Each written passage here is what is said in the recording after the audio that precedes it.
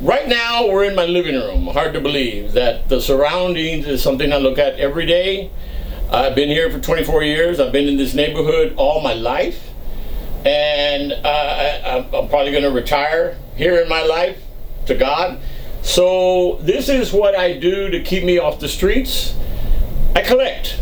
And it's kind of gotten a little extreme. So this morning we had a board meeting with the Prospect Hill Association that Mr. Boyd is a member of.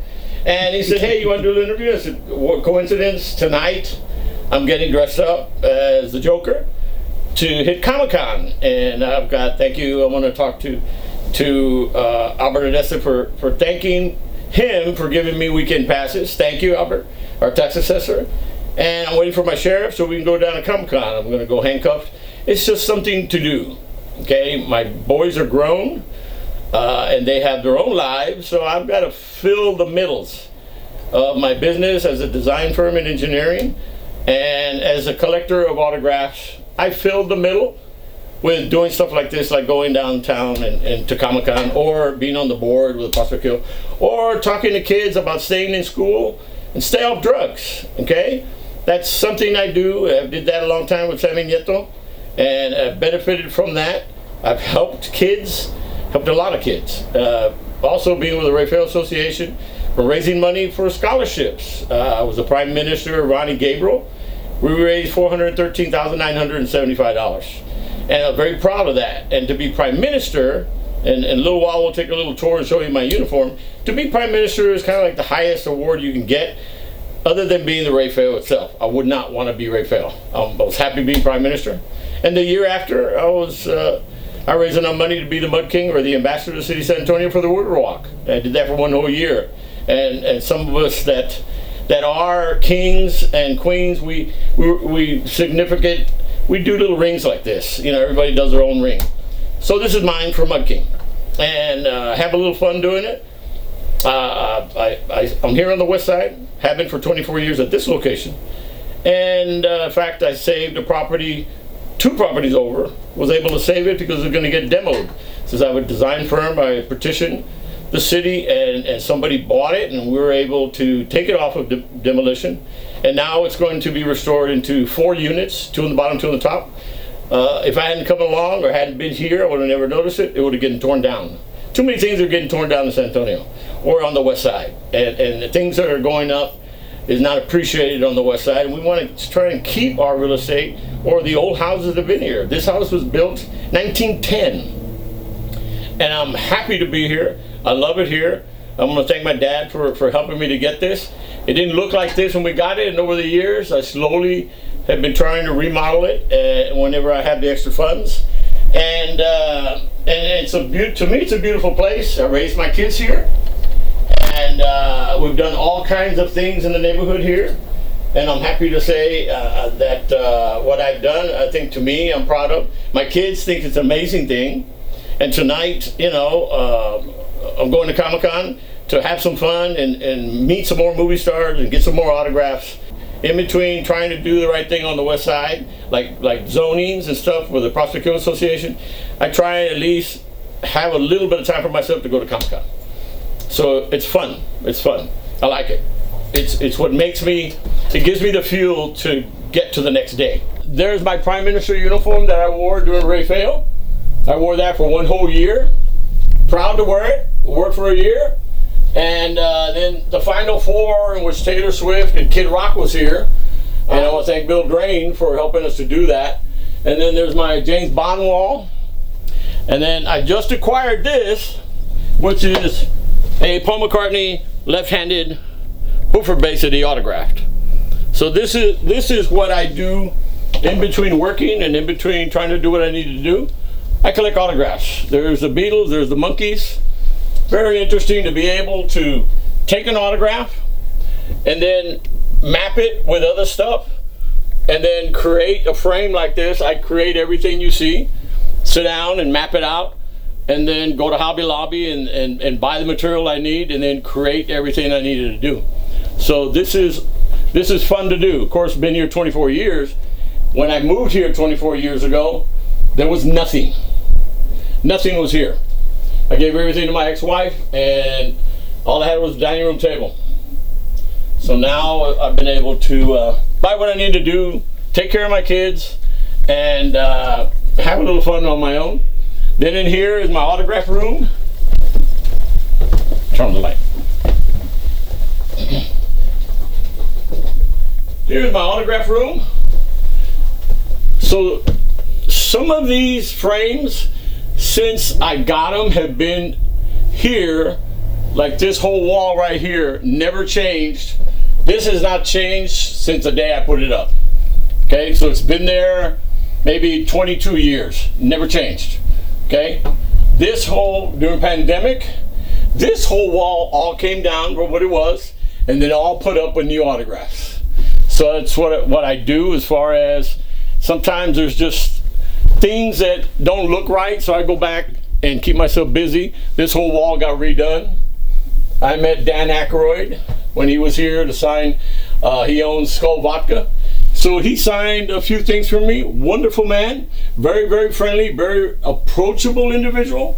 And I was happy to know him and happy to get autographs from him. This is my office. This is where I sit and meet with people to design them buildings and design them houses and everything else. So thank you, Lord, for the business you've given me. And this is, when I started in this house 24 years ago, there was nothing in here. Just a floor and 4 walls. And over the years, you know, I met Billy Joe Dupree from the Dallas Cowboys.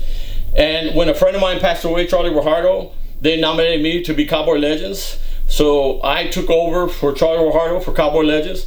So when Billy Joe Dupree or Too Tall, where they would come to San Antonio, they would call me and say, Felan, you're Cowboy Legends. You know, would you provide us with a place to stay? I put them at the Fairmont. Thank you, Dick Tips. And I would put them there. And of course, Albert is my sheriff, so there was a bodyguard there. And we would do this where they would come out, make money. I always gave them the money. I was happy just to be Cowboy Legends. But of course, they would sign me things, and all the extras I give away, and I keep one. So this is what my sports room looks like. I kind of ran out of room on the walls, so now I'm putting them on the ceilings. So I've got a Kevin Durant, and then of course Emmett. I'm a big Cowboys lover, of course. They're going to go up, and then I'll put up some more to kind of fill up the ceiling, and then concentrate on a new room that I'm putting in the back of the house for more jerseys. This one I'm very proud of. Mr. George Gervin, who is with the Spurs. He is with one of my boys, Jax, and that's a Spurs guitar that George signed for me. Great guy, gives a lot of what he's got to the community, and he's a special person in my life. And same as a lot of the other Spurs, you know, Tim Duncan, he signed a couple of jerseys for me as an all-star, that one there, and the Spurs, his tennies right there. And I'm looking to know some of these guys, you know. These are huge. They look like they belong to giants. Who are these shoes belong to? That's somebody that was with the Bulls. This one I think is size 18. That's Willie Perdue. Those are his shoes, okay? And the sun is kind of taking off the autograph. Those are Willie Perdue's. This one is Ron Artest, who changed his name to Peace, Love, and whatever. I don't know what it is. But Ron Artest was a friend of a friend, and that friend of mine told him that I had a museum and stuff, so he literally took off his shoes, autographed them, and gave them to me. Amazing man. And that's the shoes that he put on. So he autographed them, and then that's one of those things he takes off, and then gave me an autograph again on his on the little doll he puts out. Sammy Nieto was a truancy judge, and he asked me to speak to kids about staying in school, about, you know, staying off drugs. So for 9 years I was on stage, and I would tell them this, and that. There was a little boy, and I always went out on the stage and asked him, what did you do wrong, and what did you do wrong? And there was a little boy that I asked him what he did wrong, and he was very passive. He just didn't want to speak to me. So I had the microphone, and I put it in his hand. I said, what did you do wrong? He goes, I stabbed somebody. 9 years old. I said, you stabbed him? I said, yeah, I stabbed a little boy. What'd you stab him with? And he goes, a pencil. Was it a number 2 pencil? And everybody laughed, except him. And his father laughed. And he goes, I don't know what kind of pencil. Well, all pencils are number 2, okay? So I felt, my heart went out to that little boy. And I told his dad, after this, I want you all you and your son to go have lunch with me down the street. We're at University downtown. And they came to lunch and said, I want you to come by my home and take the tour of my little place. And I want to talk to your son. I mean, it's intriguing to meet a little 9-year-old boy that listens to other people. I said, why do you listen to other people to do crazy things? And to stab another human being is hurtful to me. And he goes, well, I was listening to too many people. I didn't know where to go. And everybody just kept telling me, stab him, stab him, stab him. And I stabbed him. I went, Jesus Christ. So if I tell you to jump off a building, would you do it? He goes, well, no. I know the difference. From stabbing somebody to jumping off the building, you know, apparently not, because you stabbed him. Okay?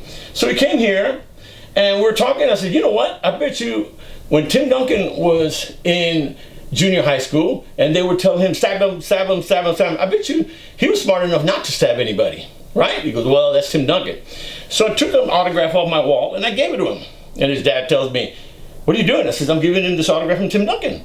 He goes, oh, you can't do that. I said, really? You're telling me I can't do whatever I want? So I gave it to him. I said, I'm going to do whatever I want. I'm going to give it to him. On one condition, that you put it up in his room. That way when he gets up, he can look at Tim Duncan every day and always think for the day, is that a good thing to do? When people tell you, go and jump in the lake, or go and kick a little girl, or kick a puppy, okay? I always think with Tim Duncan. All right, they left. Fast forward 2 months. Man pulls up in the truck and he gets off. He goes, do you remember me? I went, no, I don't. He goes, little boy, oh man. I said, is he okay? He goes, I need to tell you something. That next morning, after I put up that next morning he took out the trash, he washed the dishes, and asked me if there's anything else I need to do around the house. And I looked at him and go, what happened to my son? This is not you. He wore his clothes down below his ankles. Now he tucks in his shirt. This is not the same little boy that I brought to you. And so I wanted to thank you. I said, why are you thanking me? Don't thank me. You know, you need to thank the fact that he inspired himself to look at Tim Duncan's autographed picture to be a better boy. It wasn't me that did it. So it was him. He goes, well, you had something to do with it. I said, all right, I'll take that. I had a little bit to do with it, but mostly Tim. He goes, I think that boy is going to grow up to be a wonderful man, and I want to thank you. So he thanked me and he went off. There's a lot of little stories that come around, and it's amazing how we can help just a tiny little bit of the world. Can't help the whole world, but we can help a tiny little bit. We can make it better. When you collect autographs, there kind of basically isn't a favorite, or else there'd be 100 of them of just that one person. I would have a collage of autographs, but the one that I have the most of is Angelina Jolie. I have over 100 autographs from her. And I also own clothing from her from different movies. So as far as my favorite movie star that I'd go watch would be Angelina Jolie. I don't know why, okay? But that. And I'm a big superheroes buff. I knew Stan Lee. I spent time with Stan Lee. One of my boys got to be in an interview with Stan Lee, which is Jax. He signed so much stuff for me that I befriended his manager. That way we could keep in touch with you until he passed away. So Stanley was an inspiring man because he would talk about his autographs. And my boy asked him, who's your favorite? And within 2 seconds, Spider-Man.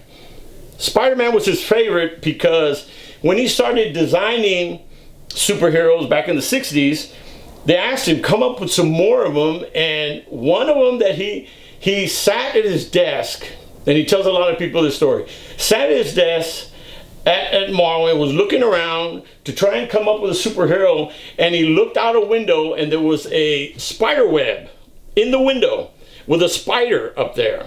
And that's what gave him the idea of Spider-Man.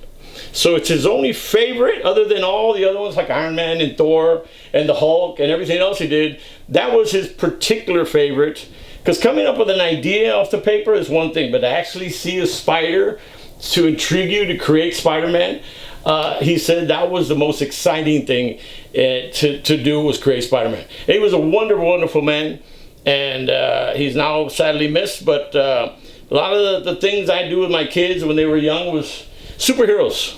Okay, we got to meet a lot of them. I got to meet 4 Batmans, 1 Superman. It's fun to meet these guys as their normal person without being their alter ego. So it's fun to meet him. John Bessel was a wonderful, wonderful guy. He was on, He was on the living. Not on. He was on the zombie movie, the zombie series. John Bessel. Now he's the new Punisher, and he met my son, and he met me. And a lot of these people are just truly very nice. Truly, truly. I never met anybody that was a hard person to work with on getting an autograph. Everybody is always grateful for the life they live, and of course they make a lot of money, but still they give a lot to the community and stuff and signing autographs. So I'm looking forward to tonight, and I'm going to have some fun. And Albert and I are just going to go down there and meet a few people and talk to a few people. If they want to talk to us, no big deal. I get my autographs, and then I come home and then start the new day tomorrow. I'm Jax Felan Rosales. I am son to Russell Felan, the owner of this museum and his own house and office. And what are you going to talk about today? So here's just a little bit about this room specifically, and the Stanley autograph lunchbox in our collection. So we got it signed, was it a few years ago? Yeah, about 6-7 years ago. Yeah, so it felt like a few years ago, but it was a good moment in this time because back then whenever he was up and about Stanley before his passing, so it was nice to meet him. And it was a really good collectible, so now we keep it in here. So it's real nice. It's one of the first things you see. The cockroaches don't get to it. Yeah, so. And there's this picture right there. Show them the picture. Oh, look at you. Yeah. Yeah, so. And the big old smile. Yeah, so. Still has all his teeth. I'm very happy. This is my favorite room. And this is just all the memorabilia that I've been collecting. You know, all the dolls. You know, I'm a big Batman and Superman lover, so you'll see a lot of Batman, see a lot of Superman. So I go through and I rearrange, get the dolls. I just bought these at HCB the other day because I didn't have those, you know. And I'm not the kind of person to buy everything. I just buy things that really spark what I think needs to be added to this.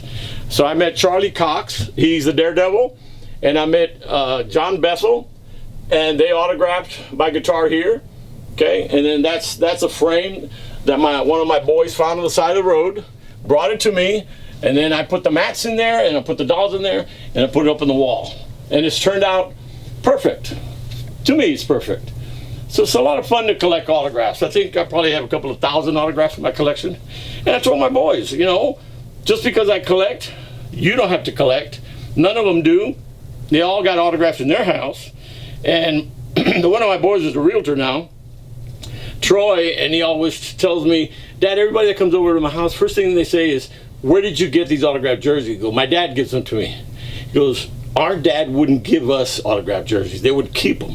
Especially LeBron James. He's got 2 of them hanging, plus the Spurs. And your dad gives them to you? He goes, my dad will give us anything we want. You know, not to spoil us, but to make us feel like, if you need it, I'll give it to you if it's going to make you happy. And to me, all my kids have jerseys, all my kids, and their friends say, how come your dad would give you this when he could just keep it for himself? Because no, my dad will give away everything if it helped other people. So it's nice to be able to appreciate my kids telling me, Dad, our friends love what you've given us, okay? And they're good boys. All 4 of my boys, they're great. So it's fun doing all of this. Look forward to collecting more. I'm going to probably collect another 4 or 5 autographs today, another 4 or 5 tomorrow, and then on Sunday. And if you see me, come talk to me. I'm going down there with Albert De Leon. He's a sheriff, works for the sheriff's department. I'm going in handcuffs. I think that's kind of like a little bit different than just going down there as an individual, to be handcuffed with a sheriff and to be abused from this guy. I told him, just call me Joker and tell me where to go. And it's fun. It's something different. And if you can do it without having to disturb anybody else. You know, it's fun to do, and to go down there with a real life sheriff with a gun and a taser. I think it's phenomenal to do that. Okay, it's different. And if everybody could do this, it would probably be utopia. Okay, that's what I believe. But Albert is the first person to jump on my bandwagon. You want to go to Comic-Con? I'm there. Bring your uniform, bring your gun, bring your bullets, and let's go down there and have some fun. So Comic-Con all weekend. I want to thank Mr. Boyd for being here, and if there's anything anybody needs, call Mr. Boyd and let's see what we can do. Okay? I'm also a precinct chair of the Democratic Party. This is my area, and I just helped Albert Ureste raise some money, and I'm helping his daughter. She's running for judge. So next week, I'll be at Club Girard, raising some money for her, and that's what we need to do. We need to give back, because I think I've been given a way to raise money and a way to help other people that if they need it, if I can donate an autograph to do it, and it doesn't hurt my lifestyle, it doesn't hurt anything I'm doing or my kids, then I'll give it, okay? And I'm glad to do it as long as I know it goes to what we're doing, okay? And I'm not going to give an autograph I think you're going to put it up on the wall and say forget about it. You know what I mean? So it's been great to be able to help a lot of people in San Antonio. And I look forward to helping more people. As long as I'm here on earth, I will help as many people as I can.